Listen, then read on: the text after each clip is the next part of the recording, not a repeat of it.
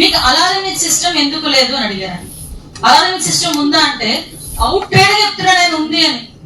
2 రోజుల నుంచి పిచ్చోళ్ళ మేమందరం అక్కడ కూర్చొని, రామకృష్ణ గారు మేము అందరూ రాత్రులు 12:30 టైంలో నేను వెళ్ళి కూర్చొని ఆ 2 days అక్కడే వీళ్ళు ఇంచుమించుగా భోజనం తిండి తిప్పలు అన్ని అక్కడే చేసి వీళ్ళు భోజనం లేకుండా కూర్చొని అక్కడ మాట్లాడి ఎక్కడ సేఫ్టీ ప్రికాషన్స్ ఎక్కడ అలారమిక్ సిస్టమ్ మాతో లేవని చెప్పిన వాళ్ళు సీఎం గారి దగ్గరకు వచ్చి ఎందుకంత అవసరం? అసలు ఇంతకు ముందు మనకి ఆ బంజన్ గ్యాస్ స్మెల్ బయటకు వస్తేనే అలారమిక్ సిస్టమ్ ఉండాలి.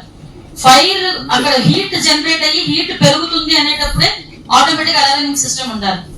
అలారమిక్ సిస్టమ్స్ నేను మిమ్మల్ని ఎవరిని బ్లేమ్ చేయట్లేదు, దయచేసి మీరు రీచెక్ చేసుకుంటారన్న ఉద్దేశంతో చెప్తున్నాను నేను. అలాగే మీ ఒక్కరిదే నేను బ్లేమ్ చేయట్లేదు, అఫీషియల్స్ కూడా ఇక్కడ ప్రాబ్లం ఉంది.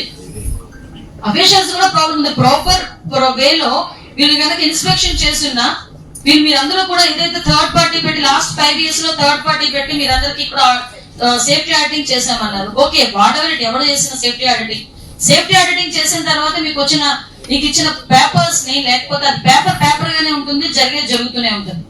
ఎందుకు దానికి ప్రాపర్ ఇన్స్పెక్షన్ జరగట్లేదు? సో ఇటువంటి సిచ్యువేషన్స్ లో కనీసం ఫైర్ కి ఒక అలార్మింగ్ సిస్టమ్ గానీ, అట్ ద సేమ్ టైం మనకి ఇచ్చే గ్యాస్ లీక్ అయినప్పుడు ఒక అలార్మింగ్ సిస్టమ్ గానీ, అసలు ఇన్ కేస్ మళ్ళా ఒక ప్రాబ్లం జరిగింది. ఆ అబ్బాయి ఏమన్నాడు చాలా క్లియర్ గా చెప్పాడు. ఆ నారాయణ అన్నవాడు ఆ సినర్జిన్ కంపెనీలో సంబంధించి కెమిస్ట్, అతను ఏం చెప్పాడు, నేను 5 సంవత్సరాల నుంచి సేమ్ పని చేస్తున్నానండి అన్నాడు. ఓకే, మరి ఎందుకయ్యా ప్రాబ్లం వచ్చిందంటే లాస్ట్ లో ఏదో యజమాని మిగిలించేద్దాం అన్నట్టు ఇలా వదిలిపెట్టాడు, తక్కువ ఫ్లేమ్ వచ్చింది. నేనేమన్నానంటే ఎస్, అది ఏదైనా తేడా జరిగితే ఫ్లేమ్ అవుతుంది. ఎంతమంది దగ్గర ఇప్పటికీ సేఫ్టీ కిట్స్ ఉన్నాయండి? ఒక్కసారి నాకు చేసి చెప్పక్కర్లేదు, మీరు అనలైజ్ చేసుకోండి. అదే పొజిషన్ లో, అదే వర్కింగ్ పొజిషన్ లో మన వాళ్ళు ఎవరైనా ఉంటే పొజిషన్ మనం అలాగే పంపిస్తామా? కనీసం ఆ సేఫ్టీ కిట్లు కూడా మన దగ్గర పెట్టుకునే పొజిషన్ లో లేకపోతే పరిస్థితి ఏంటి?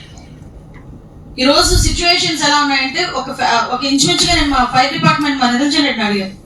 కనీసం ఈ విషయం ఏంటంటే మా డిపార్ట్మెంట్ వాళ్ళందరినీ అడిగాను, వాళ్ళకి ఆ కిట్ ఎంత అవుతుందయ్యా అంటే ఒక్కొక్కరికి కిట్ బేస్ బట్టి ఉంటుంది. ఒక్కొక్కరికి 10,000 ఉంటుంది, ఒక్కొక్కరికి 20,000 ఉంటుంది. హై లెవెల్ అయితే 20,000 ఉంటుంది మేడం, మిగిలిన 10,000 to 20,000.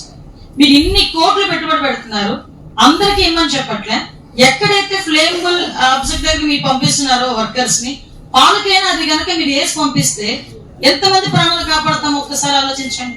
ఆ తర్వాత ఇచ్చి 50 లక్షలు ₹1,00,00,000 కాంపన్సేషన్ కన్నా దానికన్నా తీసుకుని వచ్చి ఇది ఇచ్చుకోవడం బెటర్ కదా. నేను మొన్న అడిగితే మా వాళ్ళు అదే చెప్పారు, 600 degrees హీట్ దగ్గర కూడా అది ప్రొటెక్ట్ చేస్తుంది మేడం. అక్కడికి వెళ్ళి 600 degrees హీట్ దగ్గర కూడా. అంటే ఇలాంటి situations at the same time కొన్ని మనకి నిజంగా నేనైతే ఆశ్చర్యపోయాం మేము అందరం కూడా. ఎసెన్షియా కంపెనీ చుట్టూ సాల్వెంట్స్, ఆ సాల్వెంట్స్ కూడా పెద్ద పెద్ద డ్రమ్స్ లో పెట్టి ఉన్నాయి. ఆ డ్రమ్ ఏదో ఒకటి చిన్నది తిరగబడినా మళ్ళీ మేము అక్కడే కూర్చుని అక్కడ నుంచి షిఫ్ట్ చేస్తున్నారు. మా పరిస్థితి ఎలా ఉందంటే మొన్న నైట్ లిటరల్లీ చెప్తున్నామండి, వెళ్ళి మధ్యలో ఏదో అగ్నిగుండంలో మధ్యలో కూర్చున్నాం అక్కడ రాత్రి అంతా కూడా అరౌండ్ 5 o'clock వరకు. మొత్తం అవన్నీ మళ్ళీ సీఎం గారు వస్తున్నారు, ఈ సెక్యూరిటీ మళ్ళీ ఇదంతా ఉంటే ఎక్కడైనా ఏదైనా డిస్టర్బ్ అవుతుందేమో అంటే మినిమం ప్రికాషన్స్. ఇందాకే మా ఆఫీషియల్స్ చెప్తున్నారు, మీరు ఒక ఆఫీస్ రూమ్ అని పెట్టి ఆఫీస్ రూమ్ లో కూడా బయటికి ఆఫీస్ రూమ్ ఉంటుంది, లోపల ప్రొడక్షన్ స్టార్ట్ అవుతుంది. సో ఇలాంటి ల్యాబ్సెస్ చాలా ఉన్నాయి. నేనేమంటానంటే ఇప్పుడుతో అయిపోయింది, కానీ ఇప్పటి నుంచి జరిగే సిచ్యువేషన్స్ లో ఇలాంటి రియాక్టర్ కాస్ట్ ఒక్కొక్కటి నాకు తెలిసి ₹1,00,00,000 ఉంటుందా, 10 లక్షల నుంచి ₹1,00,00,000 మధ్యలో ఉంటుంది రియాక్టర్ కాస్ట్. ₹1,00,00,000. మన వాళ్ళు ఏం చేస్తారంటే రియాక్టర్ ఇప్పుడు పనిచేస్తుంది కదా, ఇప్పుడు ఎందుకు లేదు ₹1,00,00,000 పెట్టడం, ఇప్పటికి పనిచేస్తుంది కదా, ఒక్కసారికి పేలిందంటే 17 కోట్లు 18. నేనేమంటే ఆ మెయింటెనెన్స్. నెక్స్ట్ ఇంకొకటి ఏంటంటే ఎసెన్షియా కంపెనీ వాళ్ళకి సేఫ్టీ ఆడిటింగ్ చేస్తే చాలా క్లియర్ గా పైప్ లైన్ ప్రాబ్లం ఉంది, process pipe line transfer developed అని చెప్పి క్లిక్కొని యాజ్ గా డిపార్ట్మెంట్ వాళ్ళు కూడా అది మార్చారో లేదో చూసుకుంటే ఆ లీకేజ్ జరిగేదా?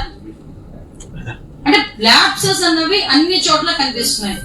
అక్కడ ఇండస్ట్రీస్ లోని కనిపిస్తున్నాయి, డిపార్ట్మెంట్ లోని కూడా కనిపిస్తున్నాయి.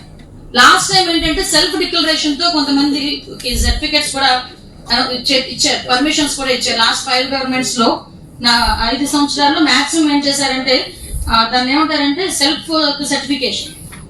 మరి మన యూనియన్ వాళ్ళకి తెలియాలి, సెల్ఫ్ సర్టిఫికేషన్ అని చెప్పి లాస్ట్ వైఎస్ఆర్సీపీ గవర్నమెంట్ లో వాళ్ళు ఏం చేస్తారంటే ఇంతకు ముందు ఏదైనా ఎన్ఓసి ఇచ్చేటప్పుడు అఫీషియల్స్ ఇవన్నీ చూసుకుని ఎన్ఓసి ఇచ్చారు. కానీ కొంతమందికి ఇవన్నీ మేము పెడుతున్నాం కాబట్టి మాకు పర్మిషన్స్ ఇవ్వండి అని సెల్ఫ్ సర్టిఫికేషన్ తోనే ఇచ్చారు. అటువంటి వాటికి ప్రాపర్ ఇన్వెస్టిగేషన్ జరిగిందా, ఇన్స్పెక్షన్ జరిగిందా, అసలు ఎన్ని రోజులు ఎన్ని మంది వెళ్తారు? నిజంగానండి, నేను ఒకసారి కనుక్కొని వచ్చాను. లాస్ట్ టైం బ్రాండెక్స్ లోని ప్రాబ్లం జరిగినప్పుడు వాళ్ళకి సేఫ్టీ మెజర్స్ కింద ఒక కాపీ పంపించారు. అవి అవినయా లేదా అని మనం క్రాస్ చెక్ చేసుకోకపోతే ఎందుకు ఎవరైనా చేస్తారు? మన డ్యూటీ అది కదా. అది కాకుండా ఇక్కడికి వచ్చి లెక్చర్లు ఇవ్వడం అవసరం ఏమొచ్చింది? ఇవి ఒకటి మాత్రం చాలా క్లియర్ అండి, 2 సంఘటనలు చాలా దురదృష్టం. ఆ సంఘటనలో మేము ఎంతవరకు ఫేస్ చేస్తున్నామంటే ఆ ప్రజాప్రతినిధులుగా ఉన్న మేము కానీ అఫీషియల్స్ గా ఉన్న వాళ్ళు కానీ అక్కడ ఉన్న ఫైర్ డిపార్ట్మెంట్, ఎన్డీఆర్ఎఫ్, ఎస్డీఆర్ఎఫ్ వీళ్ళందరూ కూడా అక్కడికి వెళ్ళి వర్క్ చేసిన ఒక చిన్న హ్యూమన్ ఎర్రర్ వల్ల అందరం బ్లేమ్ అవుతున్నాం. కొన్ని వందల కుటుంబాలు లాస్ట్ 5 సంవత్సరాల్లో 119 సంఘటనలు 120 మంది చనిపోయినా ఈ రోజుకి కూడా ఆడిటింగ్స్, సేఫ్టీ ఆడిటింగ్స్ ప్రాపర్ వేలో జరగట్లేదు అంటే దాన్ని ఎవరిని బ్లేమ్ చేసుకుందామా? సో నేను ఒకటే చెప్తున్నానండి, ఈ రోజు నుంచి ఇప్పుడు ఇంతమంది ప్రజాప్రతినిధులు అందరూ చెప్పిన విషయాలన్నీ విన్నారు. ఇంకొకటి, తక్కువ జీతాలకు వస్తాయని స్కిల్డ్ పర్సన్స్ కాకుండా మీరు ప్రాపర్ వేలో ఇన్ కేస్ మాలాంటి వాళ్ళు మేము అడుగుతాం, అయ్యా మా వాళ్ళకి ఉద్యోగాలు ఇవ్వండి, భూములు ఇచ్చాం కదా మేము అడుగుతాం. వాళ్ళకి స్కిల్ మీరు ట్రైన్ చేసి వాళ్ళు పెట్టాలి తప్పించి ఆ పొజిషన్ లో ఏదో ఎమ్మెల్యే గారు చెప్పారు, మినిస్టర్ గారు చెప్పారు కదా, బిఎస్సీ చదువుకున్నాడు కదా, ఏదో ఇచ్చేద్దాంలో తక్కువకి వచ్చింది కదా అని చెప్పి చేస్తా ఉంటే మెయిన్ ప్రాబ్లమ్స్ వస్తాయి. అటువంటి సిచ్యువేషన్ ఏదైనా ఉంది మాకు ఎక్స్ప్లెయిన్ చేయండి. లేదు ఒక స్కిల్ డెవలప్మెంట్ సెంటర్ లాంటిది ఏదైనా మనం మాట్లాడుకుంటే లోకల్ వాళ్ళకి ఎలా ఉద్యోగాలు ఇవ్వాలి కాబట్టి ఆ స్కిల్ డెవలప్మెంట్ సెంటర్ ఏదైనా పెట్టుకుంటే దాంట్లో వాళ్ళు ట్రైన్ అప్ అయ్యి కనీసం వచ్చే పరిస్థితి అయినా ఉంటుంది మనకి.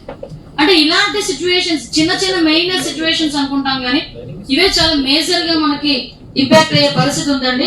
మెయిన్ ప్రాబ్లం కూడా మనందరూ నెక్స్ట్ మాక్ డ్రిల్స్. నాకు తెలిసి మాక్ డ్రిల్స్ దీన్ని చేయాలి అని చెప్పి మేము చెప్తాము. దానికి ఫ్యాక్టరీస్, మీ ఇండస్ట్రీస్ వాళ్ళు కూడా వాళ్ళకి యాక్సెప్ట్ చేయాలి. మేము వచ్చి మాక్ డ్రిల్. ఇంకో విషయం అండి, ప్రాపర్ వెంటిలేషన్ కూడా ఉన్నట్టు నేను కొన్ని చూశాను. మొన్న నేను ఎసెన్షియా కంపెనీలో ఎక్కడ కూర్చుందామని రామకృష్ణ గారు మేమందరం లిటరల్ ఆయన ఎలా అనిపించిందో నాకేదో భయమేస్తుంది. వెంటిలేషన్ లేదు, ఎక్కడ పడితే అక్కడ వైర్లు, పెద్ద పెద్ద పైప్లు, ఆ మధ్యలో 4 ఏసీలు పెట్టి ఒక రూమ్ లో పెట్టి 4 చైర్లు వేసి మమ్మల్ని కూర్చోబెట్టారు. అప్పటికి ఏసీ డక్స్ లోకి వెళ్ళిపోయింది మొత్తం అంతా అన్న సంగతి తెలుసు. 12 దాటిన తర్వాత మా పరిస్థితి ఏంటంటే ఎటువైపు నుంచి వస్తుందో తెలియట్లే, విండ్ మొత్తం స్మెల్. అసలు లోపల స్మెల్ వస్తుందా, బయట నుంచి ఏదైనా స్మెల్ వస్తుందా, అసలు మేము ఏ పొజిషన్ లో ఉన్నాము, మాస్కులు లేవు, ఏమీ లేవు.